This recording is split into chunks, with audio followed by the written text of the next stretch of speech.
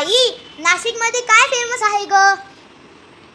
नाशिक बाळा, नाशिक फेमस आहे द्राक्षांसाठी, मिसळपावसाठी आणि नाशिकचा चिवडाही अप्रतिम आहे बरं का.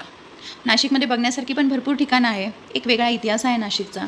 काळाराम मंदिर, पांडवलेणी केव्स, सप्तशृंगी गड, कपालेश्वर मंदिर, सुला वायनरी आर्ट्स, या सर्व जागा जर तुम्ही नाशिकमध्ये गेला कधी तर नक्की बघा. मी मूळची नाशिकची. मी कॉलेजमध्ये असताना आमच्या कॉलेजच्या बाहेर KTHM कॉलेजच्या बाहेर एक सँडविचचा गाडा असायचा. त्या गाड्यावरती सँडविच सर्व प्रकारची मिळायची, पण मला आवडणारं सँडविच होतं त्याच्याकडचं चॉकलेट सँडविच.